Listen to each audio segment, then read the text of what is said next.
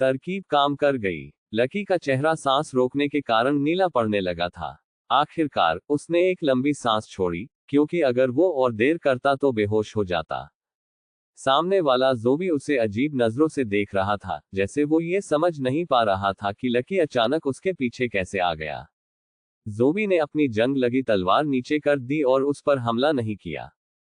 Lucky के पीछे खड़ा दूसरा ज़ोंबी भी उसे पूरी तरह से नजरअंदाज कर रहा था और इधर उधर बेसुध घूमता रहा। कभी कभी वो दूर देखता या फिर अपने खोए हुए हाथों को ढूंढने के लिए अपना सिर झुकाता। लकी ने राहत की एक लंबी सांस ली। बाकी लोग इतने तनाव में थे कि उनके पैरों में ऐंठन होने लगी थी और वो लगभग जमीन पर गिरने ही वाले थे। ये चाल काम कर गई। ना तो कोई स्केलेटन और ना ही ज़ोंबी उन पर हमला कर रहे थे। वो बस इन इंसानों को देख रहे थे जो बदबूदार सांसें छोड़ रहे थे। हालांकि अनडेड ज्यादा समझदार नहीं थे। जब तक सामने वाली चीज जीवित नहीं थी, उन पर हमला करने का कोई मतलब नहीं था। शायद ये लोग बस उनके लिए बदबूदार थे। कैप्टन करण ने बिना कुछ कहे अपना सिर उठाया और ग्रुप को इशारे से आगे बढ़ने के लिए कहा। ग्रुप ने तुरंत फिर से एक साथ आकर चलना शुरू किया। शुरुआत में वो सतर्क थे, डर था कि कहीं कुछ गड़बड़ न हो जाए। लेकिन जब वो अनडेड के बहुत करीब से गुजरे तो ज़ोंबी ने बस एक चेतावनी भरी कराह की कि वो बहुत पास आ गए हैं, लेकिन उस पर हमला नहीं किया। इससे उनका डर थोड़ा कम हो गया। अगर हमें पहले से इस ट्रिक का पता होता तो हम अनडेड से कभी नहीं डरते, श्रवण ने खुश होकर कहा। ये ऐश गालिक बहुत रेयर है। ये ब्लैक मार्केट में मिल सकती हैं, लेकिन ज्यादा मात्रा में नहीं होती। मुखिया ने हमें अपने बचाए हुए स्टॉक में से कुछ दिए हैं, जानवी ने कहा। किसी भी तरह ये अच्छा है कि हमें इन चीजों से लड़ना नहीं पड़ा। जब हम स्काउटिंग स्क्वाड की लाशों को ढूंढ लेंगे तो तुरंत वापस लौट जाएंगे, बिल्लू ने कहा। लगता है कि हमारी बातचीत भी उनका ध्यान हमारी ओर नहीं खींच रही। जब तक कि ऐश गालिक की बदबू हमारी सांसों को ढक रही है, ग्रुप को यह एहसास हुआ कि अनडेड के सामने बात करना मुश्किल नहीं है। हालांकि जैसे जैसे वो अपना सफर जारी रखते गए, हर कुछ कदमों के बाद उन्हें और भी ज़ोंबी मिलते गए। अनडेड की संख्या उनकी उम्मीदों से कहीं ज्यादा थी। हर 100 मीटर में एक या दो अनडेड घूम रहे थे। इस हिसाब से पूरा इलाका इलेक्ट्रॉनिक मैप पर खून जैसा लाल दिख रहा होगा। जैसे ही वो आगे बढ़े, उन्होंने देखा कि कई दर्जन ज़ॉम्बीज का एक बड़ा ग्रुप उनकी दिशा में था। ज़ॉम्बीज एक दीवार की तरह एक दूसरे के ऊपर चढ़े हुए थे और वो बिल्कुल उनके रास्ते में थे। वो अपनी शरीर को धीरे धीरे घसीटते हुए अजीब सी आवाजें निकाल रहे थे। जब तक कोई जीवित चीज उनका ध्यान नहीं खींचती, ज़ॉम्बीज बिना किसी मकसद के बस इधर उधर घूमते रहते थे, जैसे भटकती लाशें। चलो बस उनके पास से गुजर जाते हैं, वैसे भी वो हम पर हमला नहीं करेंगे, श्रवण ने आत्मविश्वास से कहा और आगे बढ़ने लगा। लेकिन जैसे ही श्रवण ज़ॉम्बीज के 20 मीटर के दायरे में पहुंचा, अचानक से पूरे ज़ॉम्बीज ग्रुप ने उसकी ओर घूरना शुरू कर दिया। उनकी लाल लाल आंखें श्रवण पर टिक गईं, और फिर उन्होंने जोर से चीखते हुए उसकी ओर दौड़ लगा दी। ज़ॉम्बीज की इस अचानक हरकत से श्रवण पूरी तरह जगह पर ही जम गया। जल्दी से ऐश गालिक खाओ, जाह्नवी ने चिल्लाते हुए कहा। श्रवण ने तेजी से अपने बैग से ऐश गालिक निकाली और उसे जल्दी से चबा लिया। कुछ ही पलों में उसका इफेक्ट दिखाई देने लगा। श्रवण ने महसूस किया कि उसकी सांसें इतनी बदबूदार हो गई थी कि उसे खुद से भी नफरत हो रही थी। ज़ॉम्बीज जो कि उसके बिल्कुल सामने थे, अचानक ठिठक गए और कंफ्यूजन में एक दूसरे को घूरने लगे। वो भूल गए थे कि वो किसे पकड़ने दौड़ रहे थे। कुछ समय बाद ज़ॉम्बीज ने वापस से इधर उधर भटकना शुरू कर दिया, जैसे कुछ हुआ ही ना हो। श्रवण, जो डर से लगभग अपनी पैंट गीली कर चुका था, आखिरकार गुस्से में बोला, ये बदबूदार चीज कितनी जल्दी काम करना बंद कर देती है। हमारे पास बहुत कम ऐश गालिक बची है और इसका इफेक्ट भी ज्यादा देर तक नहीं रहता। हमें इसे सही समय पर इस्तेमाल करना होगा, जाह्नवी ने चिंतित स्वर में कहा। बाकी सभी ने भी जल्दी जल्दी ऐश गालिक निकाली और खा ली, ये जानते हुए कि इसका इफेक्ट ज्यादा देर तक टिकने वाला नहीं था। चांद आसमान में ऊंचाई पर चमक रहा था। मृत चलने वालों को बिना किसी एक्सप्रेशन के देख रही थी। जमीन ठंडी थी मगर बेचैन थी, जैसे लंबे समय से सोए हुए अनडेड अब अपनी कब्रों से उठकर बिना किसी दिशा के भटक रहे थे, जैसे वो बेघर होकर घूम रहे हो। जब एंडेड के पास कोई जिंदा इंसान खाने को नहीं होता तो वो टूटी फूटी चीजों को उठाते या जमीन से कुछ खोदते रहते। अगर उन्हें कोई टूटी हुई हड्डी या अंग मिल जाता तो वो उसे जोड़कर खुद को और मजबूत बना लेते। कभी कभी वो एक पुरानी दफनाई गई कब्र को खोदते और उसमें दबी हुई अच्छी खाने वाली चीजें ढूंढते।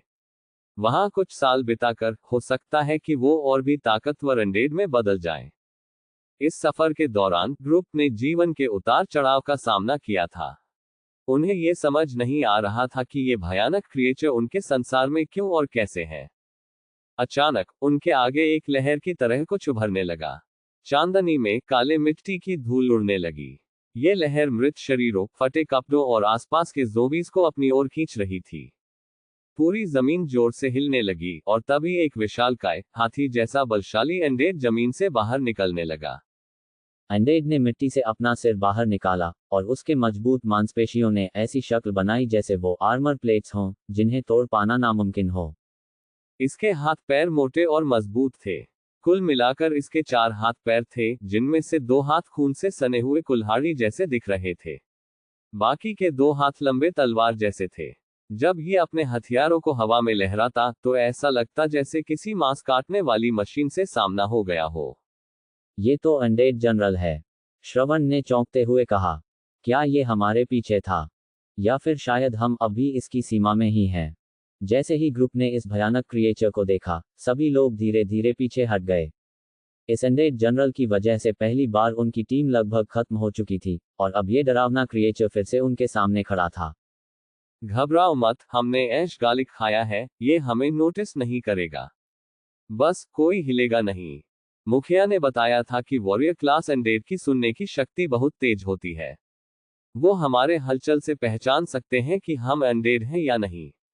इसलिए हिलना मत और तुम सुरक्षित रहोगे, जाह्नवी ने सबको समझाया। सबको मुखिया की चेतावनी याद थी और सभी पत्थर के मूर्ति की तरह खड़े हो गए, अनडेड जनरल को डर और हैरानी में देखते हुए। लकी की नजरें उस अनडेड से नहीं हट रही थी। उसने देखा कि उस अनडेड का सिर गायब था, लेकिन जब ध्यान से देखा तो ऐसा नहीं लग रहा था कि उसका सिर काटा गया था। सबको लग रहा था कि अनडेड जनरल कुछ अलग दिख रहा था, लेकिन कोई कुछ बोलने की हिम्मत नहीं कर रहा था, क्योंकि उन्हें डर था कि कहीं बात करने से उसका ध्यान उनकी ओर ना खींच जाए। तभी अजीब आवाज आई, जैसे कोई चीज उसके शरीर से बाहर आने की कोशिश कर रही हो। धीरे धीरे एक सिर उसके गर्दन से बाहर निकलने लगा। पहले खून से सने काले बाल निकले, जो उसकी गर्दन पर उलझ गए थे। फिर एक इंसान जैसा सिर बाहर निकला। आखिरकार वो सिर 180 डिग्री घूम गया और एक चेहरा दिखा, जो खून और कीचड़ से ढका हुआ था, लेकिन सबसे जरूरी बात, वो चेहरा गुस्से और नफरत से भरा हुआ था। क्यों क्यों क्यों तुमने मुझे छोड़ दिया? वो सिर चीखते हुए बोला। यह देखकर ग्रुप के सभी लोगों के रोंगटे खड़े हो गए। वो सिर किसी और का नहीं बल्कि मरी हुई बैटल मैच जिया का था। 350 अनडेड जनरल का आतंक। अनडेड्स के डेवलप होने के 2 तरीके होते हैं। पहला तरीका यह है कि वो अपने चारों ओर की डेथ एनर्जी को धीरे धीरे इकट्ठा करके खुद को और ताकतवर बनाते हैं। समय के साथ उनकी शक्ति बढ़ती रहती है। दूसरा तरीका यह है कि वो दूसरे मृत शरीरों को निगलकर और उनके साथ मिलकर अपनी शक्तियों को बढ़ाते रहे। वो मृत शरीरों के अंगों को अपनी बॉडी से जोड़कर उन क्षमताओं को हासिल कर लेते हैं जो उन मृत लोगों के पास जीवित रहते समय थी। अनडेड जनरल ने जिया का सिर इस्तेमाल किया ताकि उसे इंसानी दृष्टि मिल सके। क्योंकि जिया की मौत हाल ही में हुई थी, उसका गुस्सा और नफरत अभी भी उसमें बची हुआ था, इसलिए वो अपनी टीम का पीछा करने वापस आई थी। ऐश गालिक खाना, एक जगह स्थिर खड़े रहना, ये सब कुछ एक ऐसे अनडेड जनरल के खिलाफ बेअसर हो गया जो नफरत की ताकत से भरपूर था। जिया का सिर अभी भी उनकी पहचान कर सकता था, क्योंकि उसकी मौत को सिर्फ एक दिन ही हुआ था। आओ, मेरे साथ रहो। मैं चाहती हूं कि तुम सब भी मेरे साथ रहो। अनडेड जनरल के सिर ने नफरत से भरी आवाज में उन पर चिल्लाया। अनडेड जनरल की ताकत ये थी कि वो दूसरे अनडेड्स को कमांड कर सकता था। उसकी इस चीख के बाद कुछ 100 मीटर दूर मौजूद ज़ॉम्बी भी उसकी आवाज का पालन करने लगे। सभी ज़ॉम्बी अब वही निशाना बनाकर उनकी तरफ दौड़ने लगे जो अनडेड जनरल ने चुना था। ज़ॉम्बी भी चीखने लगे। उनकी सड़ी हुई टांगें, जो पहले धीरे धीरे घिसट रही थीं, अचानक एनर्जी से भर गईं, और वो एक हिंसक जानवर की तरह इंसानों पर तेजी से हमला करने के लिए दौड़ पड़े। अनगिनत काले साए उनकी तरफ भागने लगे। इस इलाके में पहले से ही एंडेड की संख्या बहुत ज्यादा थी।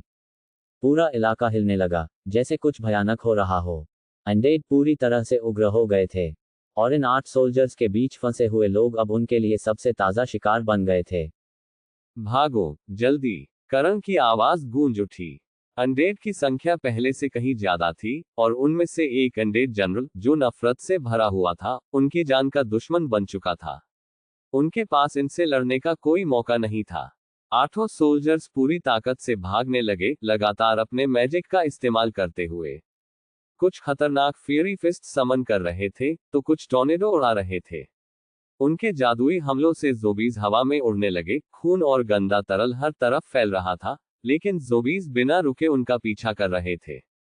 आहे, चिराग, जो कि एक वाटर मैजिशियन था, के पैरों की हालत इतनी खराब हो चुकी थी कि अब उनमें मांस का कोई निशान नहीं बचा था। उसने खुद को बचाने के लिए मुश्किल से एक वाटर बैरियर खड़ा किया था, लेकिन बहुत सारे ज़ोबी उसके ऊपर टूट पड़े। ये ज़ोबी उसे इस तरह से दबोच रहे थे, जैसे फुटबॉल प्लेयर्स बॉल के लिए लड़ते हैं। और भी ज़ोबी उस ढेर में घुसने की कोशिश कर रहे थे। चिराग की दर्द से भरी चीखें बाकी सोल्जर्स नहीं सुन पाए। उनके सामने अब सिर्फ ज़ोबीज का एक बड़ा ढेर था, और उसमें से चिराग के मांस के टुकड़े बाहर फेंके जा रहे थे। आसपास के ज़ोबी तुरंत उन टुकड़ों को उठा रहे थे, और खून का एक भी कतरा नहीं छोड़ रहे थे, क्योंकि ज़ोबीज घुटनों के बल झुककर खून को चाटने लगे थे। पीछे मत देखो, जाह्नवी ने लकी को तेज आवाज में डांटा। लैंड ऑफ द अनडेड में सबसे बड़ा नियम था, कभी पीछे मुड़कर मत देखो। भले ही उनका सबसे करीबी कोई रिश्तेदार गिर जाए, उन्हें उसे बचाने की अनुमति नहीं थी। जो सबसे ज्यादा किया जा सकता था, वो ये था कि दिन में आकर उनकी लाशों को वापस लाया जाए, ताकि वो और अनडेड में न बदले। यहाँ कोई बचाव अभियान नहीं होते। रेस्क्यू टीम सिर्फ लाशों को लाने के लिए होती है, जाह्नवी ने जोर देकर कहा। लकी ने अपने होंठ काट लिए और आगे भागने लगा। ज़ोबीज की संख्या कम होने का नाम ही नहीं ले रही थी। हर बार नए ज़ोबी उनका रास्ता रोकने लगते। अनडेड में अनलिमिटेड एनर्जी होती थी। जो पीछे छूट गए थे, वो भी अब तक उनका पीछा कर रहे थे। मैंने तुम्हें पकड़ लिया है। आओ, मेरे साथ रहो। एक डरावनी आवाज लकी के कानों में पड़ी। उसने पलट कर देखा और पाया कि कैप्टन करण पीछे छूट गए थे। 2 ज़ोबीज ने उसके पैरों को पकड़ लिया था। कुछ ही पलों बाद अनडेड जनरल का हाथ कैप्टन करण के सीने को चीरते हुए आर पार हो गया। हाथ धीरे धीरे हवा में उठा। करण, जिसके शरीर में अनडेड जनरल का हाथ घुसा हुआ था, उसे हवा में लटका दिया गया, ठीक जिया के चेहरे के सामने। जिया एक भयंकर हंसी हंसने लगी, जैसे वो करण को अपने मुंह से फाड़कर खा जाएगी। करण ने आखिरी बार पलटकर लकी की तरफ देखा। उनके मुंह से खून बह रहा था, लेकिन उन्होंने बड़े दर्द के बावजूद लकी को कुछ बताने की कोशिश की। पीछे मत देखो, करण ने अपनी आखिरी सांस में ये कुछ शब्द लकी से कहे थे। अगले ही पल, अनडेड जनरल ने अपने 3 और हाथों से करण के शरीर को चीरकर अलग कर दिया। सिर्फ उनका सिर सही हालत छोड़ा गया था, जिसे अनडेड जनरल ने एक तरफ रख दिया। शिट, लकी ने अपना सिर नीचे किया और बेतहाशा भागता रहा। हवा में उड़ रहे कंकर पत्थर उसके चेहरे पर लग रहे थे, जो दर्द का एहसास करा रहे थे, लेकिन लकी को इस बात की कोई फिक्र नहीं थी। उसे अंदाजा भी नहीं था कि वो कितनी तेजी से दौड़ रहा था। सामने रास्ते में ज़ोबीज पपेट्स की तरह बस खड़े थे, उसे रोकने की कोशिश कर रहे थे, लेकिन लकी बिना रुके आगे बढ़ रहा था। ज़ोबीज उसे नहीं रोक पा रहे थे, यहाँ तक कि वॉरियर क्लास अनडेड जनरल का भी उसे पकड़ने का कोई चांस नहीं था। लेकिन उसकी सबसे बड़ी कमजोरी थी कि उसके पास बस एक अटैक था, विंड डिस्क। उससे वो किसी को बचा नहीं सकता था, यहाँ तक कि उन ज़ोबीज को भी नहीं हटा सकता था जो उसके साथियों को घेर रहे थे। उसे लगा था कि वो पहले से ज्यादा मजबूत हो चुका है, अब वो किसी भी मुश्किल चुनौती का सामना कर सकता है और जिसे चाहे उसे बचा सकता है।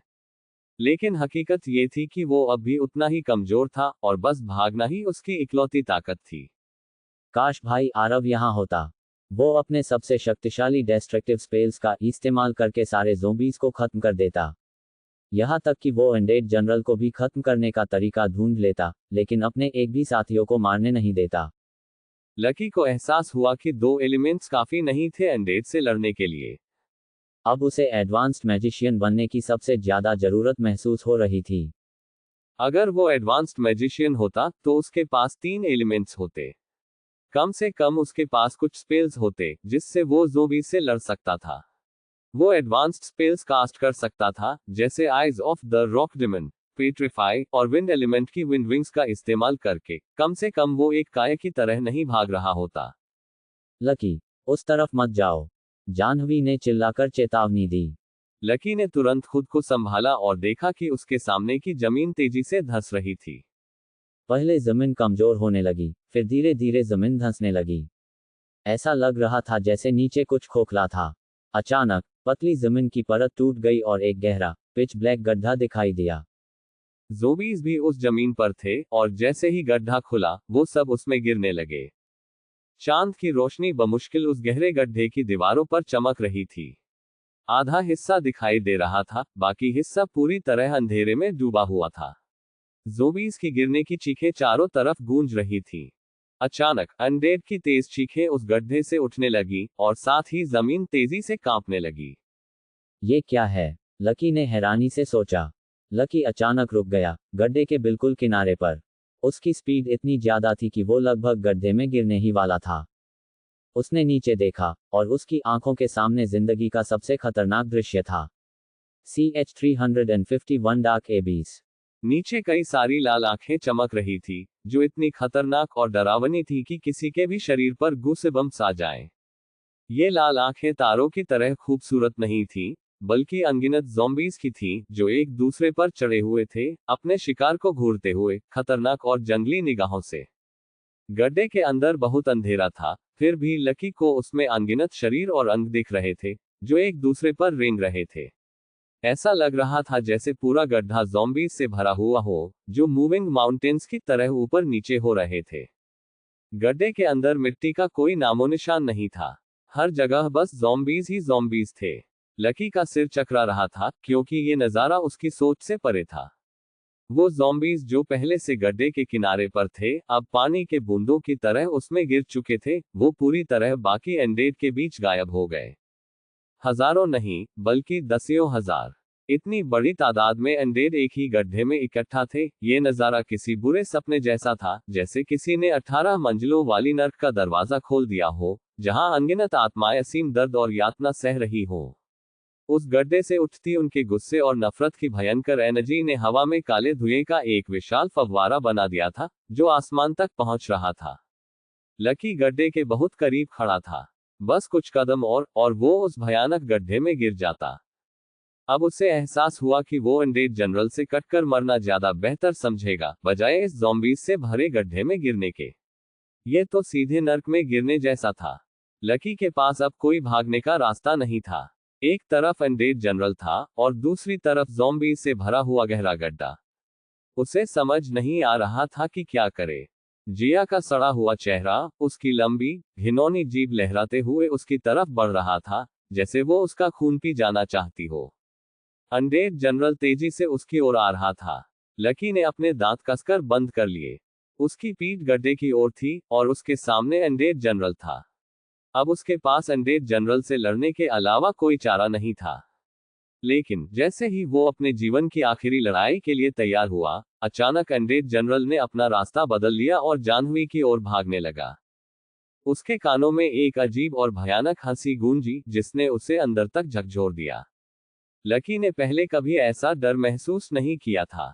यह सिर्फ इस वजह से नहीं था कि अनडेड जनरल ने उसे बख्श दिया था, बल्कि इसलिए कि उसके ठीक पीछे मौत का कुआं था, वो गड्ढा जिसमें अनगिनत ज़ॉम्बीज तड़प रहे थे। वो कमजोर हो गया और उसके घुटने जमीन पर आ गए। उसने खुद को शांत करने की कोशिश की, थोड़ी देर बाद वो फिर से खड़ा हो सका। उसने महसूस किया कि उसके पीछे मौत की एक भयंकर लहर उमड़ रही है, जो किसी भी जीवित इंसान को अपने अंदर खींच लेगी। लकी ने तय कर लिया कि वो यहां नहीं मरना चाहता। जब अनडेड जनरल ने उसका पीछा छोड़ दिया था, तब उसने तुरंत उसी दिशा में भागना शुरू कर दिया, जिस दिशा से वो आए थे। उसे अपने साथियों का कोई निशान नहीं दिख रहा था। वो नहीं जानता था कि वो जिंदा थे या मर चुके थे। जो स्पेशल टीम खास तौर पर इस मिशन के लिए चुनी गई थी, वो पहले ही अनडेड की पहली मार से बिखर चुकी थी। अंत में वो सब बस एक शिकार बनकर रह गए थे। Dash magic association clock tower में एक पुराने ऑफिस में एक यंग फीमेल मॉनिटरिंग ड्यूटी पर थी। अचानक वो एक इलेक्ट्रॉनिक स्क्रीन के साथ मीटिंग रूम की ओर दौड़ी। ब्लैक ब्लैक उसने कमरे में घुसते ही जोर से चिल्लाया। शांत हो जाओ, क्या हुआ? एंशिएंट कैपिटल के मैजिक एसोसिएशन के वाइस चेयरमैन ने कहा। ब्लैक, इस एरिया में ब्लैक डॉट्स है। ये डार्क एबिस है। उसने स्क्रीन की ओर इशारा करते हुए कहा। स्क्रीन पर एक इलेक्ट्रॉनिक मैप था जिसमें एंशिएंट कैपिटल और आसपास के इलाके दिखाई दे रहे थे। इस समय आधी रात हो चुकी थी और मैप पर एंशिएंट कैपिटल के बाहर के इलाके खून की तरह लाल दिख रहे थे। ये रंग बहुत तेज और चौंकाने वाला था, जिससे पता चलता था कि अनडेड आम दिनों से ज्यादा बेचैन थे। लाल इलाके के बीच अचानक एक काला बिंदु चमकने लगा। ब्लैक का मतलब था कि ये इंसानों के लिए रेस्ट्रिक्टेड था। पर्पल एरिया को पहले ही डिमन बीस्ट्स का राज्य माना जाता था, जहां पर सुपर मैजिशियंस का भी बचने का बहुत कम चांस होता था। लेकिन ब्लैक एरिया का मतलब था कि वहां कोई भी जीवित नहीं रह सकता। किसी तरह लाल इलाकों के बीच एक काला बिंदु दिखाई दिया था। ये इस बात का संकेत था कि अनडेड्स की जमीन पर सबसे खतरनाक चीज दिखाई दी थी। क्या डिवाइस में कोई गड़बड़ है? ये ब्लैक कैसे हो सकता है? इसका मतलब तो ये है कि अनडेड माउंटेन्स में जमा हो रहे हैं, मैजिक एसोसिएशन के एक यंग मेंबर ने हंसी के साथ कहा।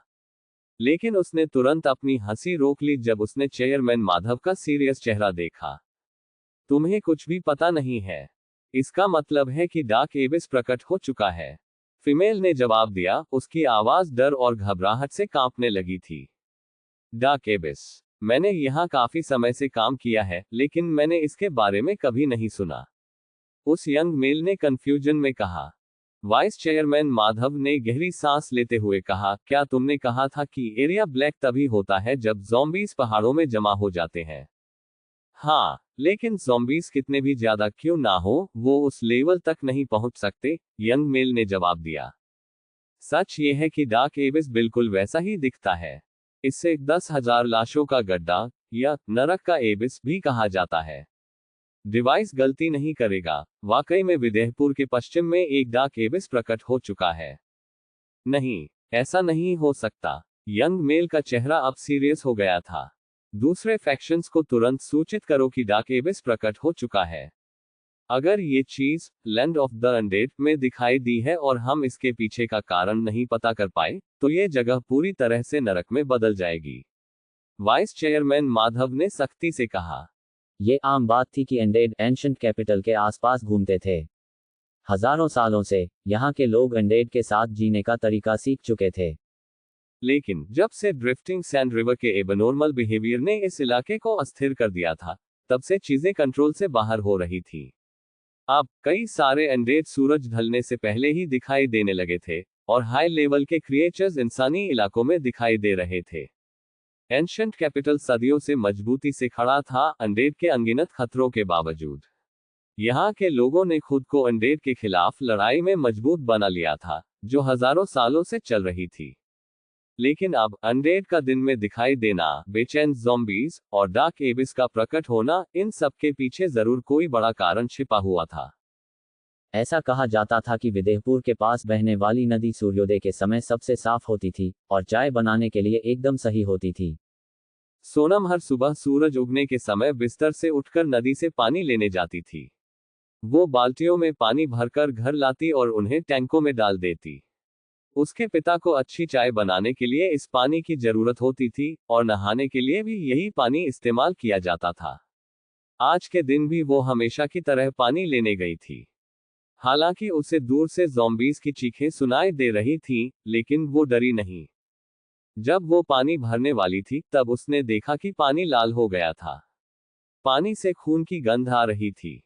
सोनम को ये देखकर झुंझलाहट हुई और उसने सोचा कि शायद कोई बेवकूफ ज़ॉम्बी फिर से ऊपर की तरफ नदी में गिर गया होगा। उसने ऊपर की ओर देखा और एक आदमी को देखा, जो खून से लथपथ जमीन पर पड़ा था। उसका आधा शरीर पानी में था। उसके शरीर से खून बह रहा था। वो भयानक मौत मरा था। सोनम बहुत साहसी थी, क्योंकि उसने हमेशा अनडेड के पास रहते हुए ही जीवन बिताया था। वो उस शरीर के पास गई और उसे पलट दिया। ये अभी सांस ले रहा है। कोई है, मदद करो। सोनम ने तुरंत गांव वालों को आवाज दी जब उसने देखा कि वो आदमी अभी भी मुश्किल से सांस ले रहा था।